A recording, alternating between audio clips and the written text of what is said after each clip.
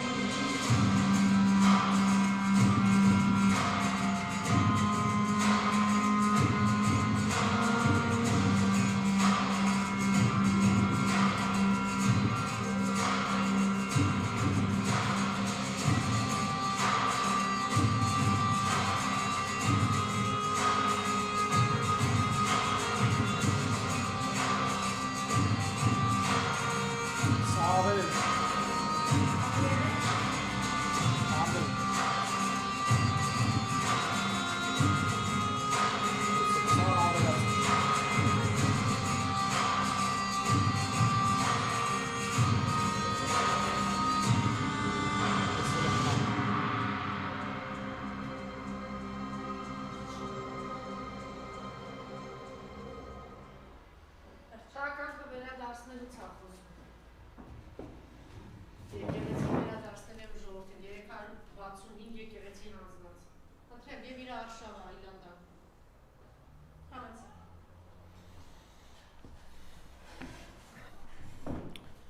Նախ մինչև մտնելը իրավական բարոյական կրոնափիլիսոփայական հարցերի մեջ ամենաեական հարցը, որը չի հնչում այս օրերին, ինչու Փաշինյանը չի պատասխանում Փաշազադեին, չէ՞ որ ինքը իրեն համարում է հայ առաքելական եկեղեցու հետևորդ։ Դա պետք է դառնա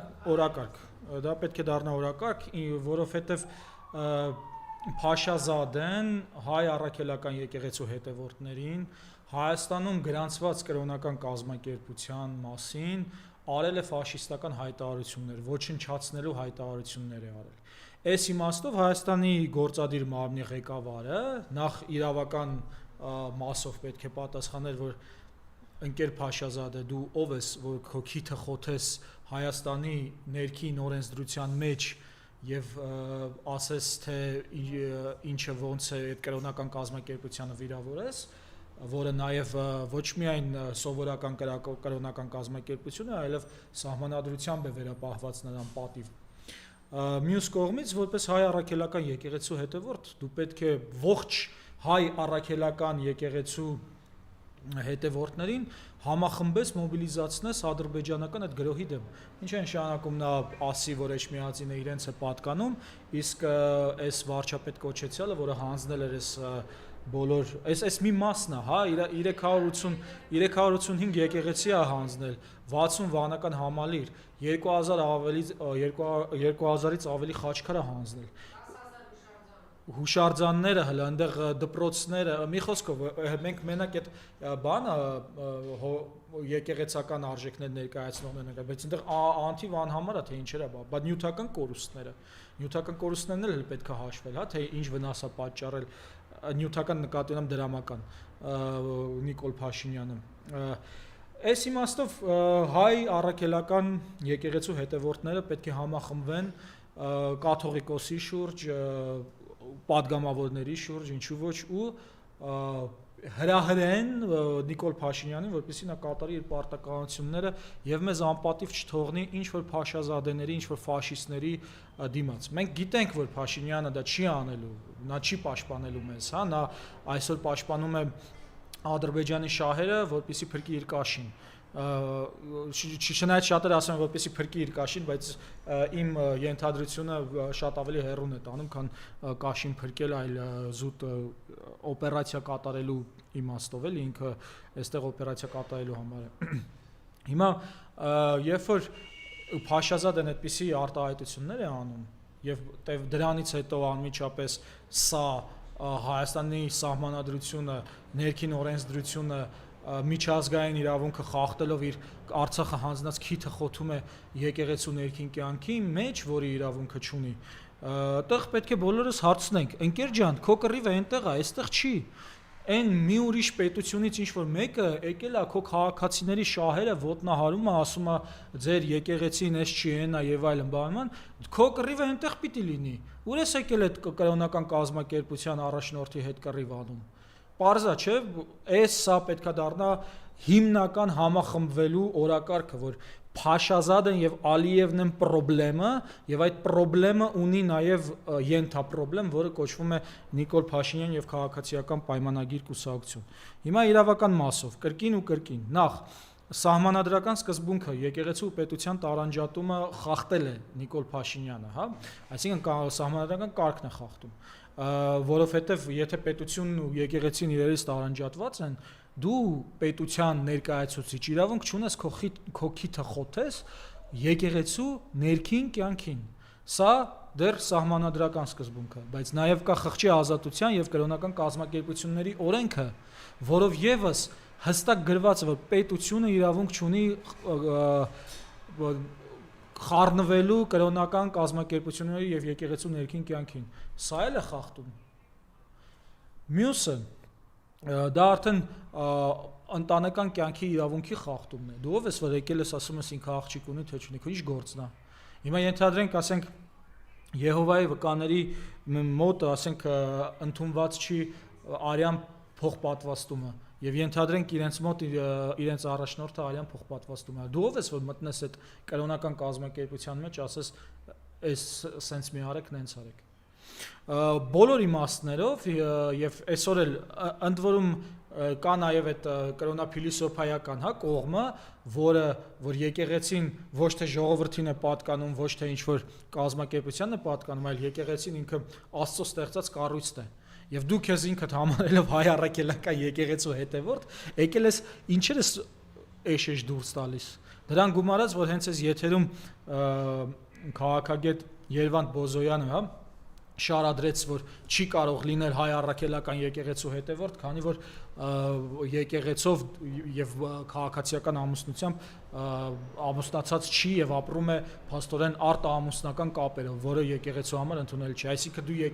ես կարող եմ ասենք, եթե ես եկեղեցու հետևորդ չեմ, ես այդպես կարող եմ ապրել, մեր բոլոր քաղաքացիները կարող են այդպես ապրել, որոնք այդ դոգմաներին չեն հետևում, բայց դու ով ես որ ասում ես որ դու հետևորդն ես եւ մյուս կողմից էլ արտամուսնական կապերով 4 երեխա ես ունեցել։ Ուրեմն բոլորիս պահանջը պետք է լինի, որպեսզի Հայաստանի օրենսդիր մարմնի ներկայացուցիչները եւ գործադիր մարմնի ներկայացուցիչները իրենց հարցակումները ուղղեն Փաշազադեի վրա։ Դա սովորական հարցակում չի եղել, դա նույնիսկ բան չի, կուսակրոն քահանայի երեխա ունենալու հանգամանք չի, դա չի սպառնում իմ եւ ձեր անվտանգությունը, ընդ որում ֆիզիկական եւ հոգեվոր անվտանգությանը։ Դա այն ինչ որ ասել է Փաշազադեն, այ դա սպառնում է։ Այ դա շատ ավելի մեծ հանցանք է, քան հոգևորականների ներքին կյանքը, որը կանոնակարգվում է կրոնական կազմակերպության կանոններով, ոչ թե պետական օրենսգրքերով եւ սահմանադրությամբ կամ հռչակագրով։ Այնպես որ Փաշազադեի արածը ինքը ցեղասպանական էլեմենտ է պարունակում, քանի որ կոնկրետ կրոնական կազմակերպությանը ոչնչացնելու արարք է եւ այս կրոնական կազմակերպությունը ոչնչացնելու արարքը պետք է դատապարտվեր Հայաստանի առաջին հերթին Հայաստանի իշխանությունների կողմից, մանավանդ նրանց, ովքեր իրենց համարում են հայ առաքելական եկեղեցու հետևորդներ։ Հետևաբար հայ առաքելական եկեղեցու բոլոր հետևորդները պետք է համախմբվեն եւ Փաշինյանից պահանջեն օր ու գիշեր, այսպես որ Սաղմոսներ ա գրում, ամեն օր որ Գարեգին Բեի անունն ա գրում, օր ու գիշեր գրի Փաշազադեի մասին։ Ամեն օր գնա այդ իրավապահ իր համակարգին, ԱԱԾ-նա, քննչական կոմիտեն, մարդու իրավունքների պաշտպանն, բոլորին ֆաստա Փաշազադեի վրա, ոչ թե հայ առաքելական եկեղեցու, որը հիմա հարվածների տակ է Փաշազադեի կողմից։ Եվ այն ինչ որ անում են բանում, այն ինչ որ անում է Ադրբեջանը մեր հողերում, ժամանակավոր օկուպացված Արցախում։ Ղազանչեցոց եկեղեցին պղծել է, բոլորս տեսնում ենք, մզկիթ են սարքում, թուրքերի պես Սուրբ Սոֆիա տաճարը վերցնում են, իրենց համար մզկիթ են սարքում։ Սուրբ Համբարձման եկեղեցին ստեղ տեսանք, այդ Բերձորի այդ եկեղեցին է, ավերել են, սենց հողին են հավասարեցրել։ Տանձաթափի եկեղեցին հողին են հավասարեցրել, կանաչ ժամը Շուշիի հողին են հավասարեցրել։ Ծիծեռնակավանքը, Դադիվանքը, Գանձասարը, մնացած Ամարասը, բոլորը ներկայացնում են որպես նենգափոխում են ու ներկայացնում են որպես ոչ հայ առաքելական եկեղեցուն պատկանող։ Ինչով է զբաղված այս մարդը։ Քո հայ առաքելական եկեղեցու հետևորդ չես, Գնա բան արա, Փաշազադեին պատասխանի։ Քո եկեղեցիները հողին է հավասարեցրել։ Այսինքն քո եկեղեցիները հողին հավասարեցնելը բանը դարերի եկեղեցիները հողին հավասարեցնելը նույն բանն է ինչ որ հոգևոր առաջնորդները երեխա ունենան, սա նույն կռիշիրը ունի, դուք օփուս չեք։ Սա երբ որ հոգևոր առաջնորդը օրինակ երեխա է ունենում, օրինակ կան քաղաքացիներ, որոնք հայ առաքելական եկեղեցու հետևորդ չեն։ Եվ այո, նրանց առանձնապես չի հետաքրքրում այդ եկեղեցում ինչ է կատարվում։ Բայց այն, որ Հայաստանի կրոնական կազմակերպությունների սեփականությունը հողին է հավասարեցվում, այսը արդեն Հայաստանի քաղաքացիների անվտանգության հարց է, որովհետև այդ եկեղեցիները նաև այդ իմաստով որպես մշակութային ժառանգություն պատկանում են նաև մյուս քաղաքացիներին։ Սա մշակութային ժառանգության հարց է, պետությունը ունի պարտավորություն երաշխավորելու մշակութային արժեքների պահպանումը եւ այդ մշակութային արժեքները հիմա ավերում է Ադրբեջանը։ Հետևաբար հայ առաքելական եկեղեցու եւ ԿՊ-ի օրթոդոքսներին կոչ եմ անում իրենց վեկտորը ուղղել Փաշազադեի դիմաց։ Դուխ ունեք, տենց դուխով տղա եք, դե ձեր վեկտորը ուղղեք Փաշազադեի դեմ։ Հենց հիմա երբ որ այս հիստերիան բարձրացրել եք Շինծու Գարեգին բեի երեխա ունենալու հետ կապված Բաքվի զնդանում գտնվող մարդկանց երեխաներն են տառապում։ Ռուբեն Վարդանյանի երեխան է տառապում, Դավիթ Իշխանյանի երեխաներն են իրենց նեղված գում, որովհետև իրենց հայրը ապօրինի գտնվում է բանտում։ Հենց այսօր նիստերն է ընթանում։ Շինծու նիստեր Դավիթ Իշխանյանը լուր եղավ, պահանջել է իր ցուցմունքների արձանագրությունը, դատավորը հրաժարվել է տա։ Շինծու գործերը ձեր հայ առաքելական եկեղեցու հետևորդների դեմ Ադրբեջանի Հանրապետությունը շինծու գործերը իրականացնում։ Ձեր հետևորդներն են, չէ՞ կոչ է սարել, որ համախմբվեն այդ հետևորդները կաթողիկոսի դեմ, բայց այդ հետևորդները հիմա Ադրբեջանի բանտում նստած են։ Այդ հետևորդներին ո՞նց ես կոչ անում, երբ դու իրանց իրավունքների հարցով չես զբաղվում։ Դավիթ Իշխանյանը հայ առաքելական եկեղեցու հետևորդ չի։ Ռուբեն Վարդանյանը Արցախում հակոպավանքներ վերանորոգում, հայ առաքելական եկեղեցու հետևորդ չի։ Լևոն Մնացականյանը, Դավիթ Մանուկյանը, Բաբայան Դավիթը, բոլորը հայ առաքելական եկեղեցու հետևորդներ չեն։ Բա ուր ես թողել իրանց զնդանում։ Բոլորիդ է վերաբերում, Ռուբեն Ռուբինյան, Հայկ Կոնջորյան, այն Սարգիս Խանդանյան, Ալեն Սիմոնյան, որ հետաքրքրվում է թե որտեղ է եղել հոգևորականի ձեռքը արժի համբուրել թե չէ։ Այնտեղ է եղել, որտեղ ուզում ես, կարող ես հանգիստ համբուրել։ Քո ուզած տեղում է եղել եւ կարող ես վերցնել համբուրել, հետո գնալ ԿՊԱ-ականներին նույն շուրթերով համբուրել։ Բոլորիդ է վերաբերվում, հայ առաքելական եկեղեցու հետևորդ եք, գնացեք հոտի անդամները առաքելական եկեղեցու Բաքվի զնդանում ապօրինի դատապարտվում են եւ կաթողիկոսը իրենց հարցը բարձրացնում է աշխարհով մեկ։ Այո, Բեռնում քրիստոնյա խորհրդի այդ համաժողովում բարձրացնում էր հայ գերիների հարցը եւս պատանդների։ Դուք արեք ու որպեսի հետո խնդիր չլինի արդյոք կաթողիկոսը երեխա ունի թե չէ։ Ու առհասարակ այս զտպարտչական այս սիստեմը, որը սրանք ստեղծել են, որը բերել է դավաճանության եւ որը Նիկոլ Փաշինյանի արյան մեջ է, ի վերջո պետք է վերացվի։ Սա հնարավոր չի այսպիսի հասարակարգով գոյություն ունենալ։ Նիկոլ Փաշինյանը զրպարտել է սահմանադրական դատահարի դատավորների դեմ, գեներալիտետի դեմ, քաղաքացիների դեմ, հիշում եք ասեց Էջմիածնիկին կորոնավիրուս է տարածել։ Մինչդեռ իրենք էին տարածել կորոնավիրուսը։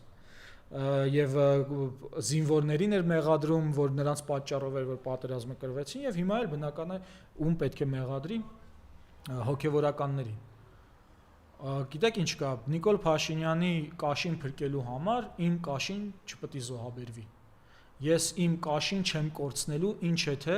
150,000 մարդկանց անձնագրերի կաշիները նա փոխել է։ Ոչ մեկս, ոչ ես, ոչ դուք նրա կաշին փրկելու համար չենք զոհաբերվելու։ Ոչ Հայկ Կոնջորյանի կաշին փրկելու, ոչ Ալեն Սիմոնյանի կաշին փրկելու, ոչ մեկի կաշին փրկելու համար ոչ մեկս չպետք է զոհաբերվենք։ Եվ հայ առաքելական եկեղեցու հետևորդների գլխից մի մաս չպետք է պակասի, ինչպես արցախցիներին արեցին, բայց արցախցիներին վերադարձի հարցով ով է զբաղվում, իհարկե եկեղեցին։ Եթե այսօրվանից հետո ԿՊ-ն չզբաղվի բանով Փաշազադեի դեմ հարվածնելով, մենք պետք է անընդհատ պահանջենք, անընդհատ։ Եվ ես նաև կոչ եմ անում մարդկանց, որոնք արդարացիորեն պահանջում են նաև Փաշինյանի իմպիչմենթը։ Իմպիչմենթը հրաշալի առաջ են տարել արդեն մի ամիս եւ ունեն այդ խելքն ու մտածողությունը։ Խնդրեմ, հիմա պետք է պահանջել Փաշինյանից, որպեսզի նա պատասխանի Փաշազադեին։ Նա պատասխանի եւ նշի հայտարարի, որ Ադրբեջանում հայ առաքելական եկեղեցու հետևորդներ, Հայաստանի քաղաքացիները այս հիմա գտնվում են զնդանում։ Ի փոխանակ Այո, եւ բացի նրանից, որ ասենք գտնվում են զնդանում եւ նրանց դեմ շինծ ու գործ է հարուցվել, նա շնորհավորում է Ալիևի տոնը։ Իհարկե մահմեդականների տոնը ես ինքս էլ եմ շնորհավորում, բայց ուզում եմ հատուկ նշել, հա, մահմեդականները առանձին քաղաքակրթություն է, Ադրբեջանը առանձին, մահմեդականների մեջ քնած մարդուն սպանելը հարգի չի։ Այսպիսի բան գոյություն չունի մահմեդականների մեջ եւ սա տերոր է, հա, քնած մարդուն սպանելը, իսկ Ադրբեջանում սա գոյություն ունի, իսկ Ադրբեջանում նաեւ գոյություն ունի անչափահասներին գերեվարելը, ինչպես տեսանք, հա, վերջերս տեղի ունեցավ, ԱԱԾ-ն էլ սկսեցինք իրան հերքել, թե Ադրբեջանը չէր արել։ Այնպես որ պետք է այս տարանջատումն էլ, այս գիտակցումն էլ լինի, հա, մեզ մոտ, հայ ժողովրդի մոտ, որովհետև մահմեդականները, օրինակ Սիրիայում, Լիբանանում մեր եղբայրներն են, հա, որոնք մեզ աջակցել են, ցեղասպանության տարիներին են աջակցել, կամ Իրանի մահմեդականները, շիա մահմեդականները, որոնք մեզ այդ ամբողջությամբ հարգելով եւ մեր իրավունքները թույլ տալով, որ իրականացնենք, ապրում ենք Իրանի Իսլամական Հանրապետությունում։ Բայց Ադրբեջանը մահմեդականության հետ կապ չունի, մահմեդականությունը պատվի կրոն է։ Չի կարող, ասենք, ծեր մարդկանց խոշտանգող ականջները կտրողը, հիշում եք, չէ՞, այդ կադրերը ապրիլյան պատերազմից, 20 թվականի պատերազմից հետո, չեն կարող այդ մարդիկ կոչվել պատվո քաղաքակրթություն։ Մեր այս կռիվը քաղաքակրթական կռիվ է նաև, որովհետև այն ինչ որ հայերի պարագայում է տեղի ունենում, թե գերիների նկատմամբ, թե ասենք մշակութային ժառանգությունների նկատմամբ։ Դուք երբևէ տեսել եք, որ ասենք մենք Շուշի են մսկիթը ավեր էինք։ Չէ, հակառակը վերանորոգել էինք։ Բայց մյուս կողմից ասենք այս Նիկոլ Փաշինյան եւ ՔՊ-ն ինքն էլ է, չէ, քաղաքակրթություն է։ Ինքը քաղաքացու վրա թքելու, սուտ ասելու, բրախելու քաղաքակրթություն է եւ մեր կռիվը քաղաքակրթական է։ Մեր կռիվը միայն Նիկոլ Փաշինյանն ու ՔՊ-ն չի, չէ, մենք կռիվ ենք անում մեր հայկական քաղաքակրթության, ինչպես տեսնում եք, օրինակ կաթողիկոսը այդ քաղաքակրթության բաների ուժեղ ներկայացուցիչներից է, որովհետեւ իր վարքը մեր իրավունքների պաշտպանության եւ մեր հոգեվոր արժեքների պաշտպանության եւ թե ինչպես պետք է պատասխանել առհասարակ այս ծայրահեղականների դրսևորումներին, ՔՊ-ին նկատի ունեմ ծայրահեղական ասելով, սա ոնց որ այդ քաղաքակրթական նիշանն է, որը մենք ցույց ենք տալիս։ Մեր քաղաքակրթական նիշանն է, որ ժողովրդավարության համար ենք հիմա տանջվում, հա, ժամանակին քրիստոնյաները քրիստոնեության համար էին տանջվում, հա, մինչև քանի դար տևեց, մոտ 4 դար տևեց այդ տանջանքները, մինչև Հռոմը վերջապես ընդառաջ գնաց 300-ականներին, հիմա էլ մենք տանջվում ենք ժողովրդավարության համար։ Այո, Արցախը ժողովրդավար հանրապետություն էր, որի մեծ մասը հայ առաքելական եկեղեցու հետևորդներ էին եւ որոնց այդ հայ առաքելական եկեղեցու հետևորդներին սրանք զրկել են քաղաքացիությունից, իսկ հիմա փաստորեն ժողովրդավար պետության ղեկավարները, նախագահներ, արտաքին գործերի նախարար, պաշտպանության ոլորտի ներկայացուցիչներ, այդ թվում նախարար, պետնախարար դատվում են Բաքվի զնդանում։ Իսկ Ադրբեջանը ինչ է, Ադրբեջանը դիկտատորական երկիր է, որը արդեն ինչքան մոտ արդեն 30 տարի է, ինչ նույն ընտանիքն է կառավարում։ Այսինքն դիկտատուրան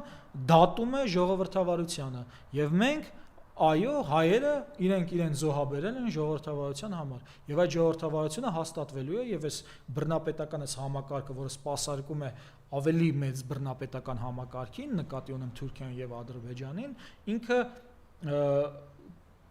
հեռանալու է, որովհետեւ երբ որ ինչ որ արժեքի համար դու ինքդ քեզ զոհաբերում ես, աշխարհն էլ է արդեն հետդ հաշվի նստելու եւ աշխարհի հետ խոսելուց պետք է ոչ թե պարտվածի հոգեբանությամբ մենք խոսենք, այլ խոսենք պարզերես եւ իհարկե մեծամտությունը լավ բան չի, բայց գոնե ասենք բարձր ինքնագնահատականով խոսենք, որովհետեւ այսօր մենք արևմուտքի գաղափարների համար, որոնք ինքը չկարողացավ պաշտպանել, մենք ենք պաշտպանում Բաքվի զնդանում։ Այսքանը։ Եվ հավանես մենք տեսանք, որ այն օրը երբ զինվոր մահացավ, հերթական զինվոր մահ արձանագրվեց հայոց բանակում, նույն օրը Փաշինյանին ընտանիքի հետ գինու փառատոնին էր, զվարճանում են, այսպես, սա ինչի դրսևորում է։ Նախ հետևից սկսեմ, հա, նախ երբ որ գինու փառատոնին քննադատում են, դատապարտում են, դա ինձ դուր չի գալիս, դա սխալ է, որովհետև մարդիկ այո, պետք է ուրախանան, զվարճանան, ազատ զգան իրենց, գինի վայելեն, գինին էլ քրիստոնեական ըմպելիք է, եւ հիշում եք Տավուշի շարժման ժամանակ Բագրատ Սրբազանը գնաց եւ ներկայացավ այնտեղ գինի ըմպելու, սակայն այն ինչ արել է Նիկոլ Փաշինյանը, ինքը բերում է այս պարադոքսներին եւ հակասություններին, հա, հայ ժողովրդի զվարճանքի եւ իրականության հետ կապված։ Նիկոլ Փաշինյանը դեռևս հիմա է ինքը այդ իրական Հայաստան այդ տերմինոլոգիաները ասում, որը բանաստեղծ Վիոլետ Գրիգորյանը շատ լավ ասել էր, հա, իր ոդքասթում Նյումեգի, թե որտեղից է գալիս, գրականագիտական տեսակետից, որ թերևս Վարդգես Պետրոսյանից է սկսում, այդ կարող եք նայել տեսնել, բայց մյուս կողմից ինքը այս տարիների ընթացքում անընդհատ ստեղծել է այդ զուգահեռների Հայաստանը։ Մի կողմից իրական Հայաստանը, որը մենք էինք ապրում, Արցախի հայաթափումն էր, Արցախի ճնշումներն էր, այդ կորուստներն ու ողբերգություններն էին, մյուս կողմից իր այդ պուպսիկ, այդ քոզի մոզի էսենց ուրախ զվարթ այդ բաները, որոնք փաստորեն ինքը ստեղծում էր իր Հայաստանը, որպեսզի այդ իրական Հայաստանի դիմադրողականությունը չաճի։ Ու այս պարագայում եւս մենք տեսանք փաստորեն գիշերվա ժամը 1:20 էր, հա, երկու անչափահաս տղաներ կորել էին տեղ գյուղում եւ ԱԱԾ-ն հայտնել էր, որ Ադրբեջանի վերահսկողության տակ են, իսկ Նիկոլ Փաշինյանը, որը անընդհատ ժողովրդին կոչեր է անում, չգիտեմ, այնտեղ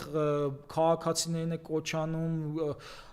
հայ առաքելական եկեղեցու հետևորդներին է կոչանում, հետո տանում է թաղում է ու գնում է տենց իբր ծաղիկա դնում, մի հատ է ուրախանում է, որ թաղել է։ Այդ պահին գտնվում էր գինու փառատոնին, որտեվ իր համար այդ պահին ավելի կարևոր էր այդ կադրը ստանալը, որ տեսեք ժողովուրդը ինձ ընդունում է, իր համար այդ իրականությունը ստեղծելը, սա իրականում իր թիմի համար է արդեն, որովհետև բոլորն էլ զզվում են նրանցից պատճառներով, արդահասի պատճառներով եւ իր թիմի համար է այդ կադրը ստանում, թե տեսեք ես ինչ արխային եմ։ Բնականաբար մինչև սա բազմաթիվ դատական գործեր է արել, որպեսզի մարդկանց այդ մտածողությունը փողոցում իրեն հայհոյելը կարողանա զսպել, հիշում ենք Սունյաց արծիվների, Սունյաց ողջույնները կամ այդ ծիծեռնակավերթի մոտակայքում էր մի անգամ էլ, որ քսի տվեց բռնեք սրան, երբ որ Փաշինյանին ասացին այն ինչին իրենց գնահատականը տվեցին Փաշինյանին, մի խոսքով ինքը կարողացել է ասես ճնշի այդ ամեն ինչը ու հիմա դուրս է եկել ու ուզում է ցույց տա տեսեք բոլորը ինձ հետ լավ են, այսինքն բանտարկում է, չգիտեմ, ռեպրեսիաների է ենթարկում նրանց, ովքեր իրեն գնահատականը տալիս են, հետո էլ պետքա ցույց տա, թե տեսեք ժողովուրդը ինչ դոստ է հետս։ Իհարկե այնուամենայնիվ եղան մարդիկ, որոնք գնահատականներ տվեցին, բայց դա չի էական։ Էականը նա է, որ երբ որ երեխաներ են առևանգված Ադրբեջանի կողմից, ԱԱԾ-ն տվել էր, չէ՞, հաղորդագրություն, նա զբաղված է այդ խնդիրը լուծելով, որ տեսեք ժողովուրդը ինձ հետ դոստ է։ Եվ ամբողջ ԿՊ-ում այս է իրենց խնդիրը ոչ թե իմ եւ ձեր իրավունքները պաշտպանելն է, այլ մի քանի վայրկյանով էր, մի քանի միլիվայրկյանով էլ իշխանությունը պահել է։ Ու այդ կադրը փաստորեն պատկերացրեք, այդ երեխայի իրավունքները առհասարակ ընդունված է որպես առաջնահերթություն։ Եվ ՄԱԿ-ի երեխաների պաշտպանության կոնվենցիան էլ, որին բնականաբար թե Հայաստանը, թե Ադրբեջանը միացած են, դրանից բխում է, որ առաջնահերթությունը ինչ էլ ուզում է լինի, երեխայի իրավունքներն են։ Հիմա այսինքն երեխաները այնտեղ բռնված, չես իմանում, նույնիսկ եթե համարենք Ադրբեջանը չէր բռնել, բայց ամեն դեպքում լուրը դուրս էր եկել, որ Ադրբեջանում են։ Հիմա նույնիսկ Ադրբեջանում չէ, էլի օկուպացրած տարածքներում, որտեղ դա Ադրբեջան չի։ Հիմա պատկերացեք, նույնիսկ եթե այդ վիճակն դու գնացել ես բան, հա, այդ կադրը ստանալու, որ ցույց տաս թե ժողովուրդը քեզ հետ ինչ դոստ է։ Այս իմաստով պետք է հասկանանք, որ Հայաստանում մենք շատ ենք խոսում մարդու իրավունքների խախտումների մասին, խոսել ենք լրագրողների իրավունքների խախտումներից, քաղաքական եւ քաղաքացիական իրավունքների խախտումից, կանանց իրավունքների խախտումից, սեռական կողմնորոշման հիմքով իրավունքների խախտումից, դատարանների դեմ ոտնձգություններից, մի խոսքով բոլոր տեսակի, բայց Նիկոլ Փաշինյանի արածները երեխաների իրավունքների խախտումներին են ուղիղ գալիս հասնում, որովհետև 30,000 երեխա 9 ամիս շրջափակման մեջ էր Նիկոլ Փաշինյանի այն մնացած իրավախախտումների արդյունքում, որովհետև Վերա Նարիմանյանը, որը գնաց սնունդ գտնի իր երեխաների համար, եկավ իր 3 եւ 5 տարեկան երեխաներին մահացած գտավ, սա Նիկոլ Փաշինյանի արած երեխաների իրավունքների խախտումներն են։ Այն, որ 30,000 երեխա զրկվել է հիմա իր իրական տնից, եւս Նիկոլ Փաշինյանի արածն է, որ երեխաների իրավունքները խախտվել են։ Այն, որ սահմանամերձ գյուղերում, շրջաններում երեխաները հիմա պաշտպանված չեն, Տավուշում պաշտպանված չեն, եւս Նիկոլ Փաշինյանի երեխաների իրավունքների խախտումների արդյունքն է։ Եվ նա խոսում է, որ կաթողիկոսը երեխա ունի, նա որ այս մեծամասշտաբ այս երեխաներին գցել է իրանց իրավունքները ասած ոտերով ասած ճզմում է, ասում է կաթողիկոսը երեխա ունի թե չունի, գժվել եք։ Մի խոսքով այս եւ այս Ադրբեջանի դեպքը եւս ցույց է տալիս, հա, նա ասաց որ տեղ գյուղից են կողմ Ադրբեջանն է, ինչ մենք գիտենք, չէ՞ որ իր ասելով չի, բայց ամեն դեպքում իր հայտարարության պատճառով այդ երկու երեխաները առնվազն մի քանի ժամ գրեթե կեսօրից առաջ, հա, զրկված են իրենց իրավունքներից։ Եվ ինչ սրանք ինչ-որ գործը կարելի է եւ այդպես ասել, որովհետեւ չնայած ԱԱԾ-ն հետո ինքը իրան հերքել է թե Ադրբեջանի մոտ չի, բայց քանի որ ԱԱԾ-ի տնօրենին նշանակում է Նիկոլ Փաշինյանը, որը նույն օրը շնորհավորում էր Ադրբեջանի Կույրան Բայրամը, կարելի է ենթադրել, որ ԱԱԾ-ն Նիկոլ Փաշինյանի հանցավորությամբ փորձում է կոծկել Ադրբեջանի հանցավորությունը, որ երեխաներին զրկել են իրենց հիմնարար իրավունքներից։ Այնպես որ եթե խոսենք նաև մանկապղծության մասին, նաև այս երեխաների իրավունքները տենց այլաբանորեն կարելի է կոչել մանկապղծություն։ Եթե հիշենք Նիկոլ Փաշինյանը ոնց էր 2020 թվի այդ ահաբեկչությունից հետո Արցախում հավաքում երեխաներին իր շուրջը, հագնում զրահաբաճկոն, որովհետև ռիսկ կար, որ կարող է արդարացիորեն ինչ-որ մեկը արդարությունը վերականգնի Նիկոլ Փաշինյանին վրա կրակելով, նա փաստորեն երեխաներին օգտագործում էր որպես կենդանի պատնեշ, որ եթե հանկարծ իր վրա կրակեն, կպնի երեխաներին։ Սա ինչ է, սա այլաբանորեն, չգիտեմ, գրական մետաֆորաներով եւ այլ չենք կարող կոչել մանկապղծություն։ Իհարկե, սա մանկապղծություն է։ ՔՊ-ն մանկապիղծների կուսակցություն է։ Նա պաշտպանում է մարդուն, որը երեխաներին դնում է իր առաջ, որ չսպանեն կամ որ սպանելուց երեխեքին կպնի։ Եվ տիկինը գնում են մարզեր, Սիսիանում էին, իրենց գծվելը նորաձև է պետական միջոցներով իրականացող արշավի միջայլոց, հրապարակում եղավ, որ Սյունիքից վերադառնալիս ավտոշարությունը էլի վթարի է ենթարկվել։ Այս թեմայով շատ լավ հետևողականորեն եւ խորությամբ ուսումնասիրում են Կարեն Վրդանեսյանը եւ իրենց քաղաքական ակումբ թիմը, հատկապես Սոնա Մնացականյանի մահից, այո, նոր խոսում էինք երեխաների մասին, Սոնա Մնացականյանն էլ հղի էր, չէ՞, Սոնա Մնացականյանի հետ կապված, որ եթե հիշենք,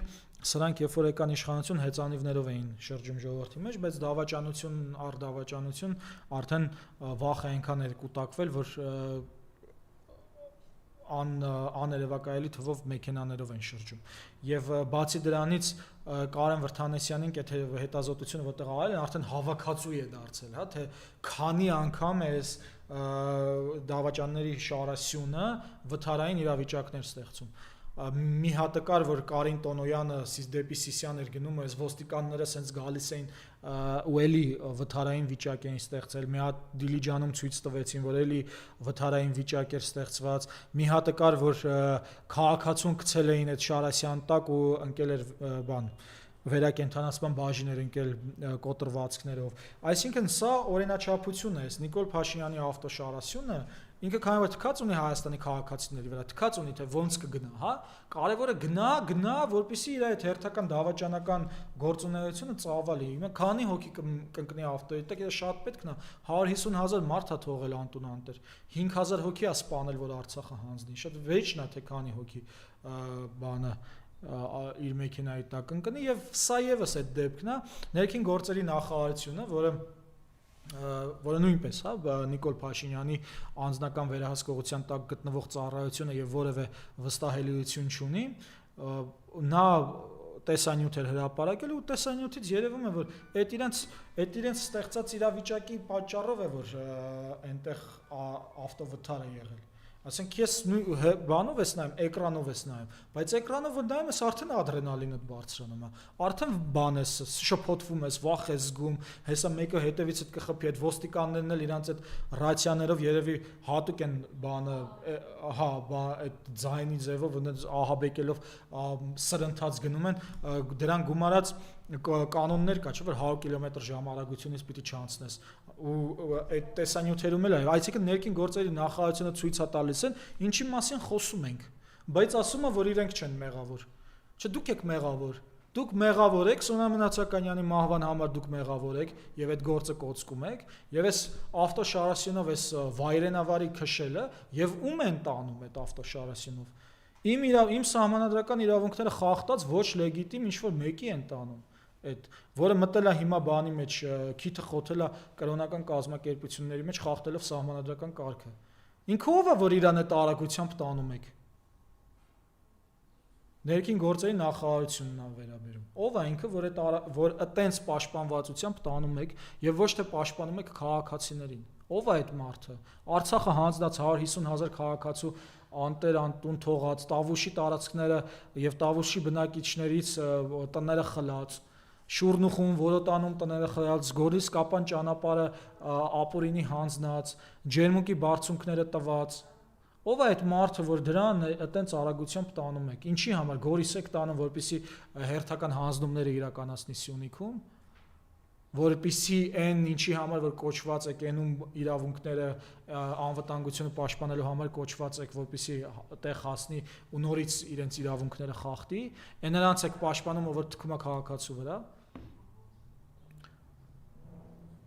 Եվս պետական միջոցներով կրթվել նորաձևը արշավ ու շարունակել դրան զուգահեռ վիրավորել իրենց քննադատողներին։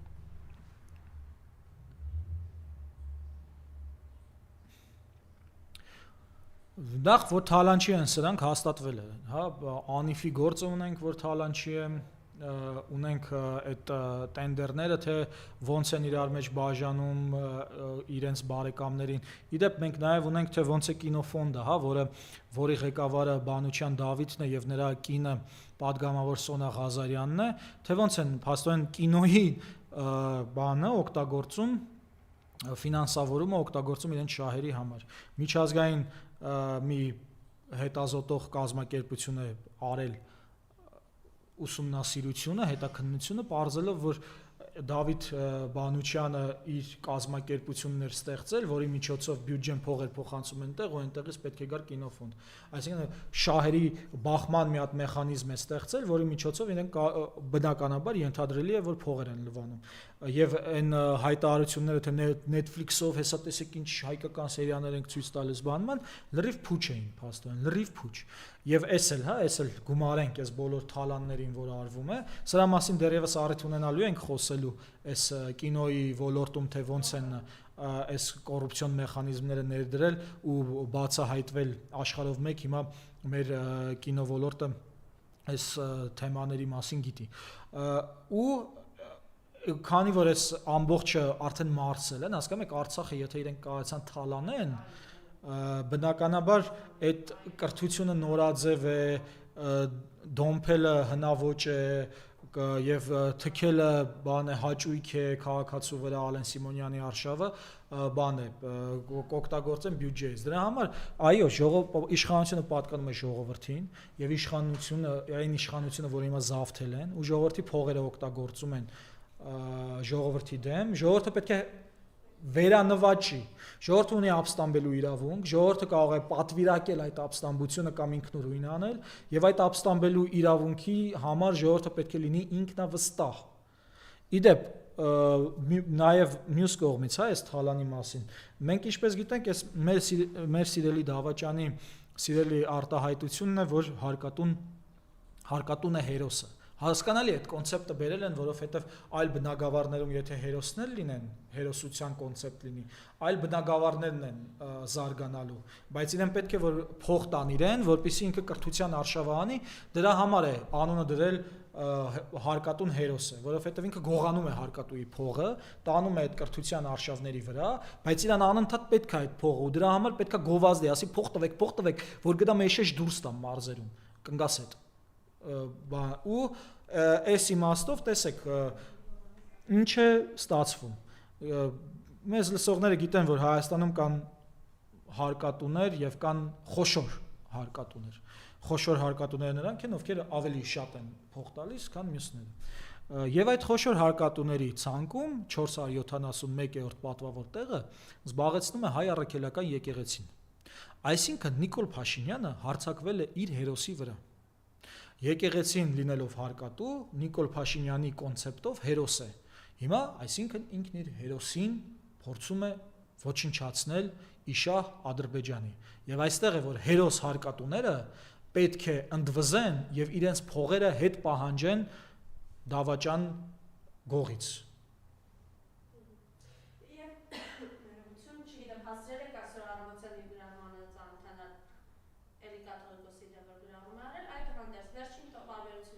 Հայաստանյան առաքելական սուրբ եկեղեցու հավատավոր հետևորդներին կոչ եմ անում համախմբել վեհարանը սիրով եւ քրիստոնեաբար ազատելու